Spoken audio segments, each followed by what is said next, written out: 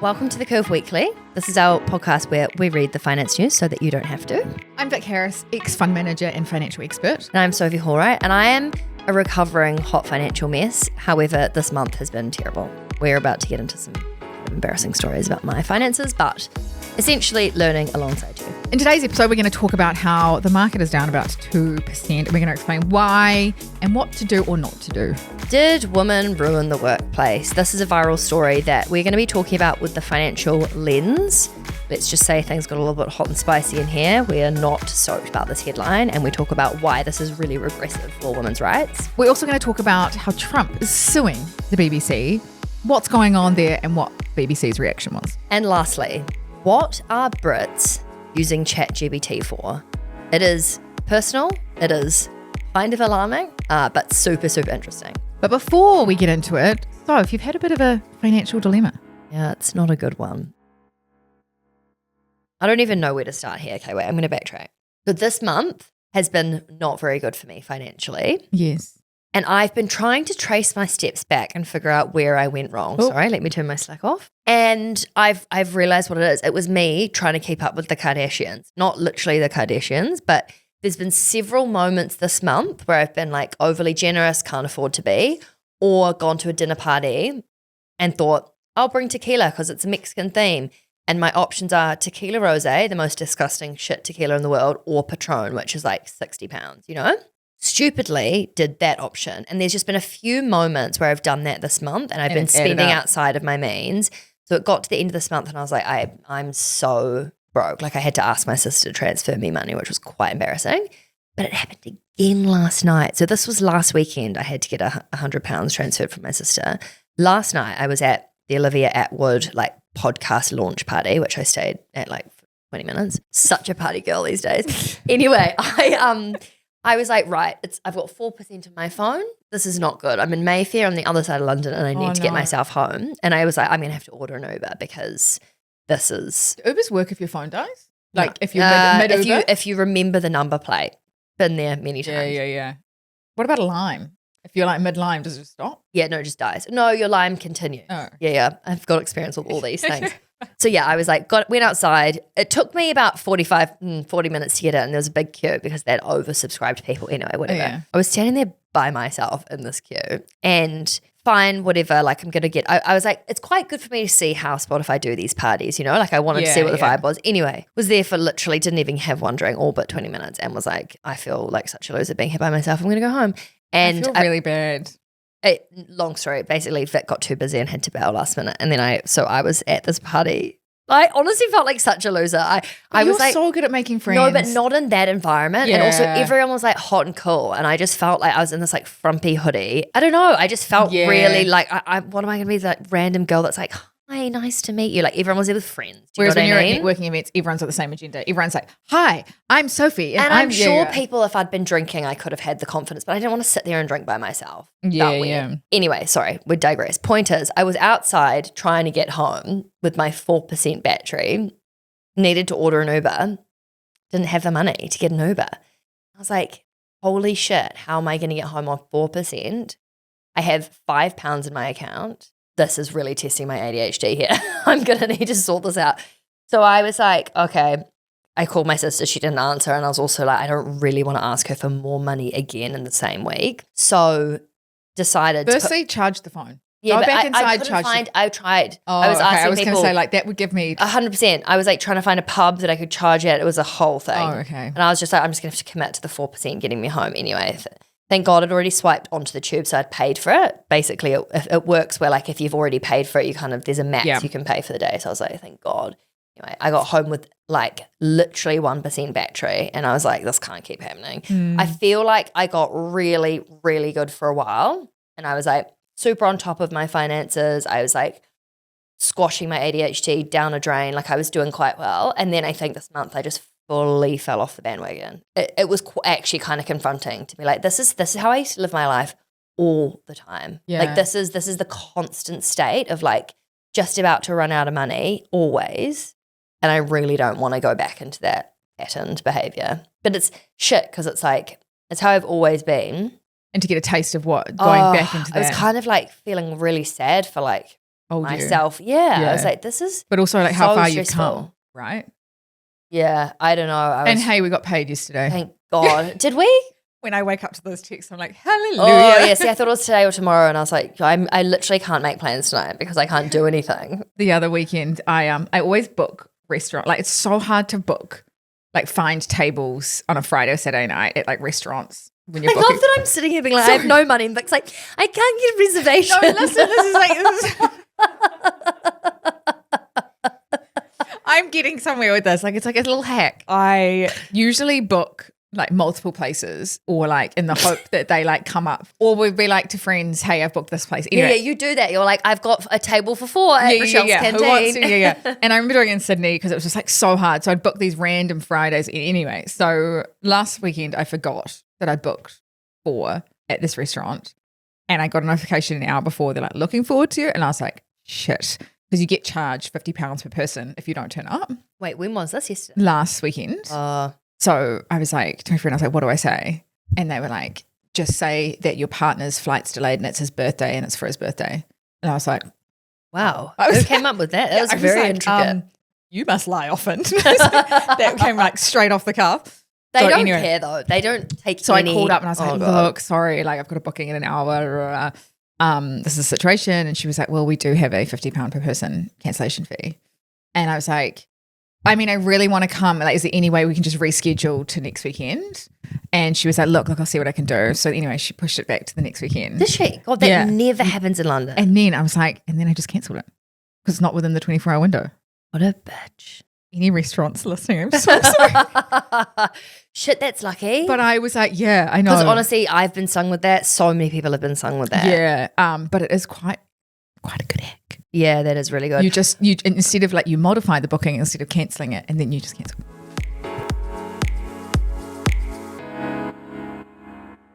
So this is round 2 of the Curve Weekly.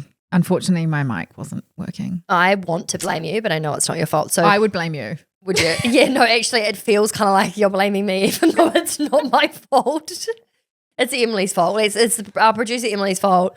Nah, It's not. It's no one's fault. Technical shit happens all the time. But anyway, It's Emily's. luckily, the start of this podcast, in terms of what you've just heard, was from take 1. However, at 12 minutes, I think I was fiddling with my mic or something. I must say I saw it looking like you were holding it quite far down. Anyway, so Anyway, all my point good is- jokes, all my great Oh, content, God, all it's my investing devastating. insights. You were on a roll. I think that was my best. I honestly think it might have been your best yet. Like, there were some moments where you were commanding attention so well. We're going to do our best to do This the is take also 2. not fun for everyone being like, oh my God, remember that time when I Yeah, remember yeah. that time? And everyone's like, no, I don't remember. I No one wasn't there. remembers because they weren't here. But for the entire Curve team, it's been a devastating hour as we've decided, do we re-record this or do we just put out a really, really shit audio version? And you better love us and send this to 500 people you know because we are redoing this. I've just had a coffee for the first time in 2 months. I'm going to go straight home and have some tequila. God, okay. So basically, the first thing that we're going to be talking about is there's been enormous, well, it's not enormous, but it's a pretty decent market drop, right? Yes, it's just it could be the start of something bigger.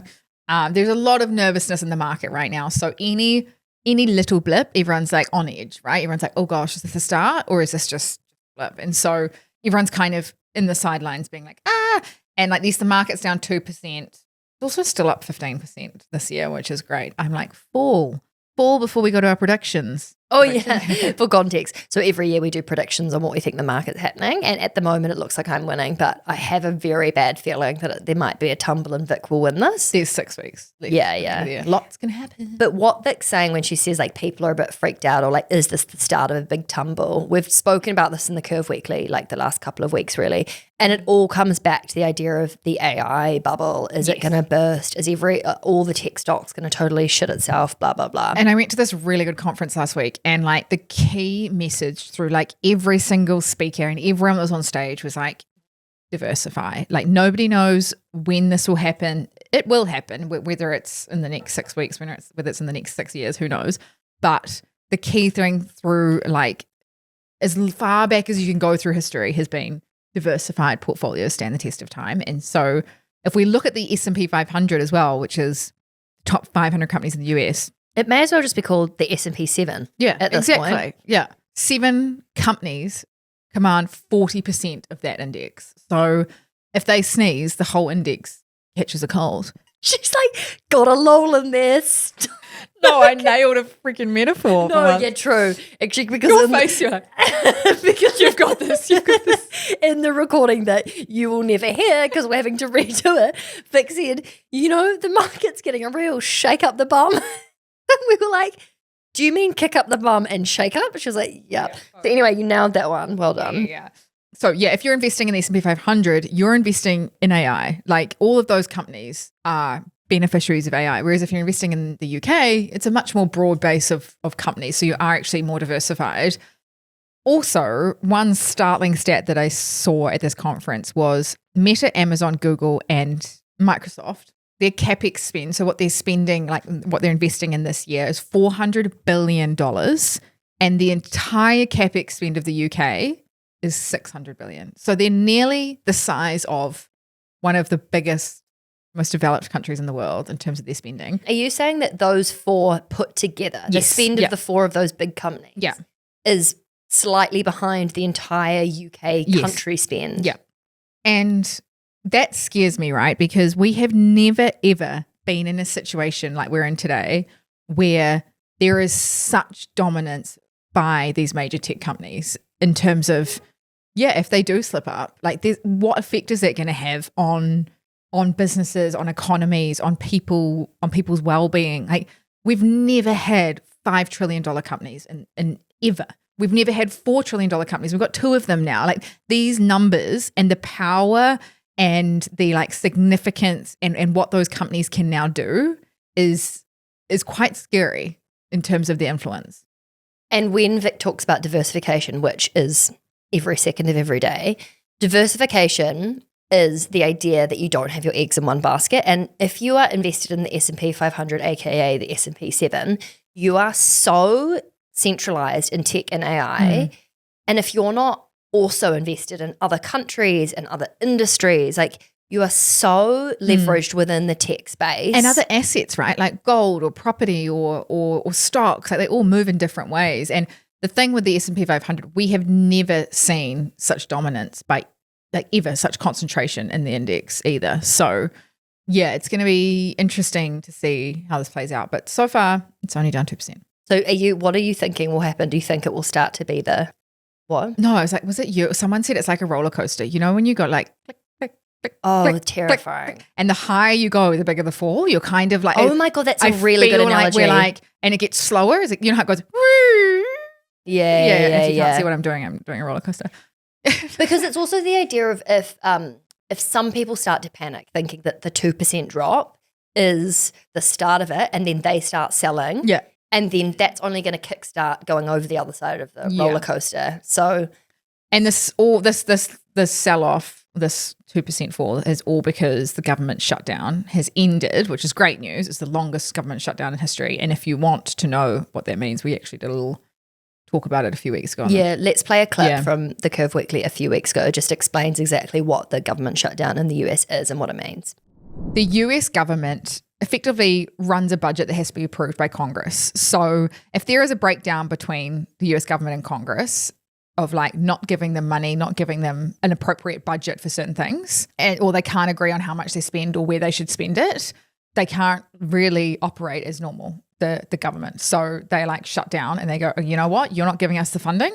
We're not going to operate. It's almost like a strike. Is Congress above Parliament, government? Yeah. So Congress sets the budgets or the financials. That feeds into then what the government does? Yes. Yeah. And Trump's gone, if you don't give us what we want in terms of spending, in terms of money, we're going to shut down. Now, oh my God, so that he's basically, Trump is striking. Yeah, and he's blaming the Democrats in Congress saying, this is all your fault. So what does the government shutdown mean then for? So it's open now. So essentially the government, all the government agencies and organizations and everything are back up and running. And the reason the market is falling is because people are worried there is going to be a backlog and a delay in economic data, which means the Fed, which is the institution or organization that sets interest rates, isn't going to have a full picture of the economy. So they're going to make the wrong or inappropriate or bad decision. Okay. So essentially it's just like everyone's a bit, but again, like I said in the beginning, it's like everyone's a bit on edge. So anything like that normally wouldn't throw a market, but people are a bit like, You almost need to do like a politics reality TV show at this rate in terms of how dramatic the last year has been and the decisions that Donald Trump is making.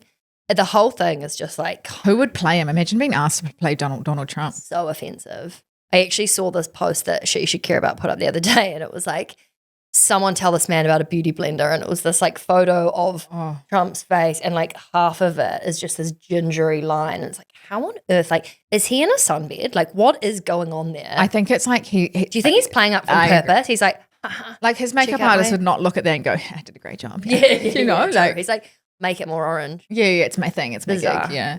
So story 2, this is an article that we don't love to talk about, but it has been going viral and it is kind of important to bring up. We're going to speak about this with a financial lens, not kind of doubling down on the angles that you may have seen about this online, but it is essentially based off of a Times article, right? Yes, it was a New York Times article, and the title was, Did Women Ruin the Workplace? And it's gone kind of viral, and even the title got replaced or changed to Did Liberal Feminism Ruin the Workplace? Because they got so much backlash on part 1 of that title, they had to change it, right? And it's essentially about, you know, all the changes that have gone in the workplace in terms of like the Me Too movement, you know, the whole woke culture, you know, creating environments of like sensitivity and emotion. Like this person is blaming women for those changes in the workplace. So I think Helen Andrews was the first person she was kind of speaking on this. Her take was that institutions, businesses that now have much higher representation of women in them are now not functioning as well as they used to. This is her take. And one of the quotes is, women gossip, avoid conflict, and care too much about emotional safety. And the idea being that women in the workplace are making things too woke, in inverted commas. So this is sort of the overarching spiraling conversation that's happening. There's been so many spin-offs. Everyone's obviously piping up. It just doesn't touch on, it like dismisses all the contributions that women have actually made, and it focuses on the negative. And I think that's why it's so like clickbaity and why it's so annoying. Because also the workplace was created, like the 9 to 5 was created by men, by wealthy men actually, because they had wives at home doing all the other stuff that needs to be done to run a household. And yes, now we are more involved in the workplace. It's just that women are still doing a lot of that kind of labor. So like a lot, the invisible load, we've spoken about it before, but it's the idea that yes, women are more equal participants in the workforce, but they're also doing a disproportionate amount of that. So by forcing women to come back into this, like it has to be 9 to 5, all these businesses that are now telling women to come and be in at the office, it's majority women that are being massively impacted by this. And that's why this is so problematic. And that's why COVID was so good, right? Because there was a lot more flexibility, which meant there was a lot more women participating in the workforce. And now we're seeing that reversing as everyone's got these return to work orders and, you know, you've got to be in the office 9 to 5. We're seeing that unwind, which is so sad because we're kind of just reverting back to what we were kind of pre-COVID. But also, yes, the system should change. It should change. Like, why should we just squeeze into a system that wasn't made for us? The system should 100% change. And I don't want to fit into something that wasn't created for me. I want to change it. To even cast our minds back to 5 years ago, pre-COVID, you know, sometimes we wake up to something and then you realize, how was it ever done this way in the first place? I feel like when it comes to the way that work is structured and how far we've come in adapting environments, workplaces for all sorts of like the diversity of people, not just gender, but across the board, we've come so far that it's really hard for me to even fathom the idea of we were once and for a really long period of time expecting women or people to fit into a certain way of being. And so now to be starting to regress, I'm sort of confused as to who thinks this is actually a valuable idea, because if you look at the stats around companies that have high female leadership teams, like it's incredible. Like, what was that stat that companies with 30% or more women leaders are 6% more profitable? Where are you getting the fact that this is a bad thing? Yeah, I know. And it's like fintechs with women executives launch 30% more inclusive products because they've been left out themselves for so long. And diversity, it's better decision making. It's more long-term thinking. It leads to more profitable businesses. Why focus on the negative when, there's so many positives that women and diversity in general bring to businesses, but also to countries, like leadership. Like you look at countries that are led by women versus countries led by men.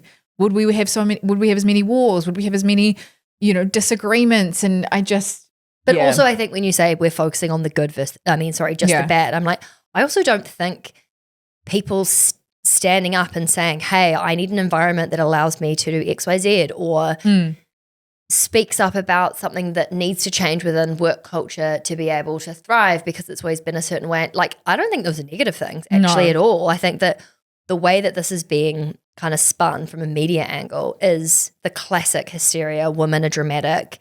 It's just so old. I'm like, how are you like grow up? It's kind of embarrassing. Get a new narrative. To see the Times regressing that conversation around women in the workplace and the value that it brings. I just feel like get some better journalists. Yeah, I know. Like it's so bad. I feel like almost shit now for giving it airtime. Yeah. But I think that the takeaway from this, and something that I think is really important, is the flow and effect of seeing an article like that is it subtly reinforces the idea that women are dramatic, that we're too woke, that we're ruining blah, blah, blah. And what that then does is mean that we then try and fit ourselves into. And we shrink. We shrink. And we're like, I don't want to ruin the workplace, so I won't say anything. Yeah, into a hyper masculine environment. And actually what it should do, I hope, by speaking about it now, very briefly before we swiftly move on to something else, is the idea that if something isn't right or you think that it could be done differently to benefit you and others to come, etc., be brave enough to speak up, because I think that we're starting to find our voices in the workplace, and I really hope that this doesn't regress based on shitty media headlines like this. Agreed. So when Vic was doing her research, I bolded something in this because I thought it was such a beautiful way to put it. It just says the workplace didn't fail because women joined it. It failed because it was never built for us to thrive. And I think that is just such a beautiful way of putting it. There's no problem with us changing the system. The system was broken. It needs to be fixed and more inclusive. End of story. So the title of the article shouldn't have been, did women ruin the workplace? It should be, why did it take women to fix it? Yeah, thank you. Stunning. We could apply to be journalists at times. Yeah, and that is what we're going to call our podcast episode. So this is more big news that might get your, I was going to say panties in a twist. That's the most disgusting, not okay. It might really ruffle. Knickers. Yeah, knickers. Do you know in the UK, if you say pants, they think Underwear. It's like a thong. Like thongs. I'm going to put on my thongs. I thought I'd lost my pants the other day, long story. And I said, have you seen my pants? And it sounded like I'd lost my underwear. I was like, no, that's not what I mean. Anyway. Yes, Donald Trump is threatening to sue the BBC, which is a UK media company, for $1 billion. So we're going to zoom out here. Donald Trump resides in America, the United States of America. I was like, what's the end of that sentence? So he is the president of the United States. We are talking about the United Kingdom, Everyone's united. It's great. Yes, but I'm like, what makes you think that you can control the media in a country that you don't even, I was going to say rule. No. What am I trying to say? Yeah. Like, it's just the most weird. This is the weirdest headline. Well, he's done it twice. He's done it a few times before. He fought CBS, which is Paramount, and got them to pay him a large amount of money for stuff they were saying about with an interview with Kamala Harris. ABC, which is also Disney, more recently had to pay him $15 million for something they said as well. Meta, YouTube, they've paid $80 million in settlements to Trump. Like, kind of a good moneymaker. God, he's got a great side hustle there. Yeah. So the reason that he is getting paid is he's claiming defamation, right? Yes. Yeah. And defamation, because I used to work in media, and when I would work, often there would be like scandal segments or, you'd be speaking about celebrities or public figures. And you have to be really, really careful to not give false news, because that can very quickly edge into defamation, right? Yes. Like if I was to say you're an alcoholic or something. But how does it work in terms of you have to have proof, or it has to be factually correct? Yeah, and I think that's the issue here, right? And we'll show the clip, but BBC had like a full documentary, and they connected two small clips together from an interview of him that made it seem like things were taken out of context. So yes, he said it, but not in that context. And so that's what he's arguing. BBC's like, well, you said it, so Yeah, it's kind of. Should we watch the clip quickly? And so what we'll do is we'll play the edited version of this first, and then we'll go into the original. We're going to walk down to the Capitol, and I'll be there with you. And we fight. We fight like hell. And if you don't fight like hell, you're not going to have a country anymore. We're going to walk down to the Capitol, and we're going to cheer on our brave senators and congressmen and women. And we fight. We fight like hell. And if you don't fight like hell, you're not going to have a country anymore. Anyway, the point here is he is basically trying to silence the media into a narrative that he likes. And the BBC has apologized to Trump for the edit, but they're refusing to pay the $1 billion I'm so damages. happy to hear that. Yeah. And I think what is really interesting about the story is that, you know, and it's kind of similar, to be honest, with what we were speaking about with the Times article. Yes, they may not pay away that $1 billion, but if you work at the BBC and you've been threatened by the President of America for the way that you've reported, subconsciously that is totally going to feed into how people then approach stories about him. Essentially what he's trying to do is fearmonger and like scare people into and threaten the media. Only telling stories that are approved by him, that he, you know, condones, etc. And then we only see one side of that, right, as consumers of the media. And so, I think that as we go into this new era of really important people trying to control mainstream media, it's so important to diversify where you're getting your news and who you trust and what you try and filter out when it comes to headlines, broadcast channels. Everyone has an agenda. And I think if you can find a podcast, a news outlet, there's this thing called Ground News, which is really like unbiased news reporting. I mean, I would like to think that the Curve Weekly does a pretty good job of understanding what's happening in the landscape of, you know, global economic financial news. And while maybe there's a part of us that's like, Trump, don't love it, ultimately, you need to have your wits about you when it comes to consuming media, because everyone has an agenda. These massive like politicians, but also media outlets. It's a financial business, you know, like everyone is trying to tell a certain story. And I think it's super dangerous to not, be a bit more aware of what you're consuming. Nicely said. Do you remember that documentary? And it was like the social dilemma. And it was all about how everyone's algorithms are becoming niched. And so what someone sees, if it's like, I don't know, a Monstera plant is causing health issues and you're getting served that constantly, you take that as truth and then you don't go near a Monstera plant. Like there's real value in just zooming out a bit, not just with social media, but I think bigger news outlets knowing that, like Fox News, we were speaking about this on the Curve Weekly ages ago, there's people who are kind of like pulling the strings behind the scenes and within media companies. And I just would urge you to listen to things in a way that is like always trying to question who's saying what, why they're saying it, rather than taking things for face value. Yeah. God, I really went on one there. Sorry. Yeah, no, I liked it. I think that coming from a place of being in like mainstream media, and I've been on that side, like I've seen how it's produced. But everyone needs to give their opinion, right? Like if we were just sitting here reading the news, not giving our opinion, you know, like I feel like it's just like, true. It's making sure that you've listened to both sides, or bringing your own views to the table in terms of like, hang on, no, that's not actually right, or like, oh, I heard otherwise, or I don't know. Yeah. No, I think that's a really good point. And that's why I guess the fact that BBC is saying, no, we're not going to be paying you $1 billion and we've done nothing wrong is actually really like, thank God. Go UK, go UK. Yeah. Okay, our last story is that personal finance has officially become the number one use of AI in the UK. I'm kind of surprised by this because the stuff that I use AI for is kind of ridiculous. I don't know. I like the idea of it doing the legwork of annoying tasks rather than really big monumental things. It's kind of fascinating to me that this is the number one. 28 million UK adults use AI to manage their money, which is wild. I wonder how much detail they're giving it, because whether you're uploading all your transactions and stuff, be like, how can I do better? Or if they're just like, oh, that's quite good. I love that. God, I should be doing that. Yeah. Yeah, because it is. It's like using spreadsheets and blah, blah, blah. It's a bit exhausting, isn't it? Oh, so exhausting. Like you're speaking of like propaganda, right? And you start being fed the same, like with your algorithm, you start being fed the same stuff. It's like the same's going to happen with AI because it's trained off all the data that humans have created over the years. But as that tilt changes to all the data being created by AI, then it starts learning off itself. And as in everyone's going to be managing the money the same. yeah, it's going to be kind of morphing into, I don't know, what might be like 50, 30, 20, and everyone's managing their money like that, but it's not. But personal, like finance is so personal.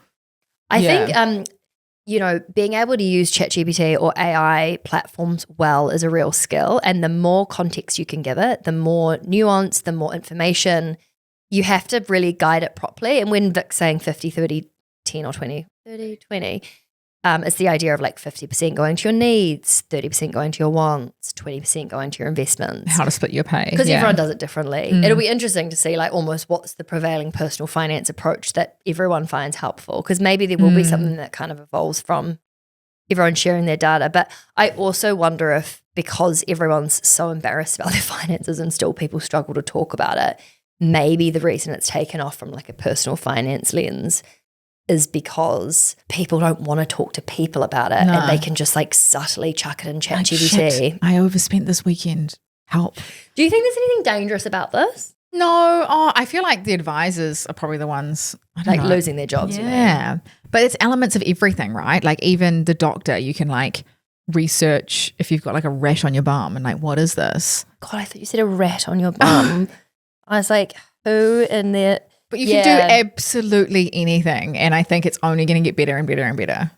We actually have a friend who had her husband went on a long haul flight. He came back. She was in the midst of like juggling work, a sick kid, was and he was like, I've got a sore leg. And she was like, read the room. I am not interested in your sore leg. She was like, she was really like, oh, sorry, you've got a sore calf, like really like got bigger fish to fry. I would too. I'd be like, are you kidding me right now? I'd be like, go for a walk, do it once around the block. Anyway, she then looked at his leg, took a photo, chucked it in ChatGPT, and it said call an ambulance straight away because it was deep vein thrombosis.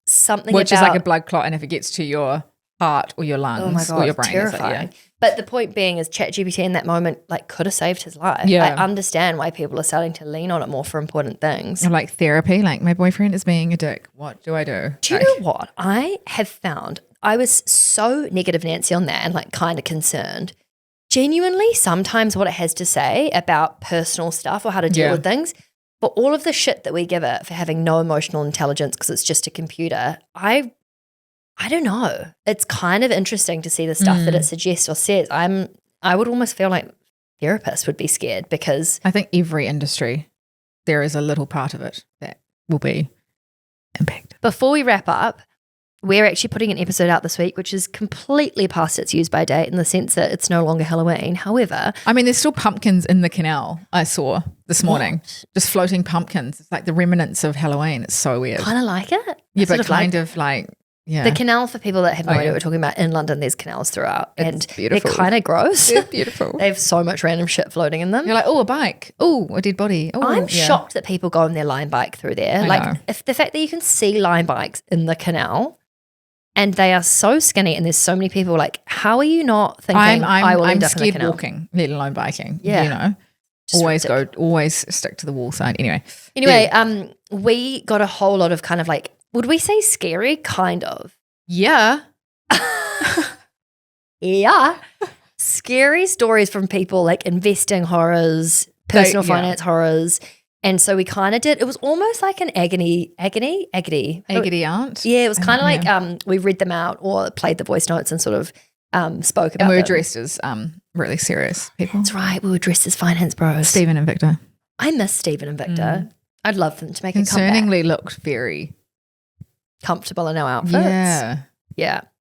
I love that you're closing your laptop. She's like, thank Let's God we did it. Can I just say, I'm really proud of us. We nailed all the key points and the funny bits to everyone. So you didn't miss out. Yeah. But we got there. We got there. Proud of us. I'm really proud of us.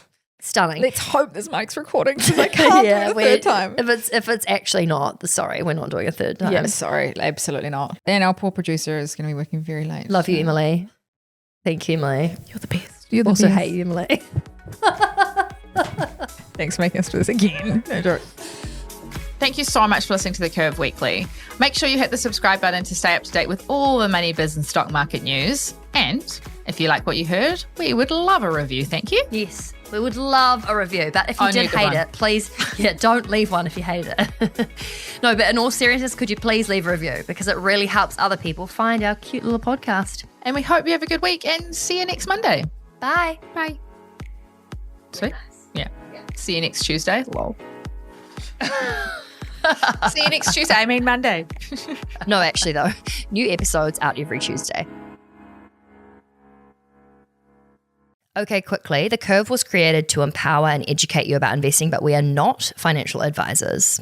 Our platform exists for educational purposes only, and it doesn't provide personalized investing advice for your individual needs and should not be relied upon to make an investment or financial decision. And always remember to do your own research before making any investment or financial decision. We're here for any knowledge and support you need, but the final call is always yours. And thanks for being here. You got this. Yeah, we know you got this. Can I just say, I think we're doing a stunning job. We're nailing everything. Like, this is almost feeling better than part one, which I mean, I don't want to say it too soon, but like, thank God. You're really remembering everything you said. You're so you. I'm so impressed.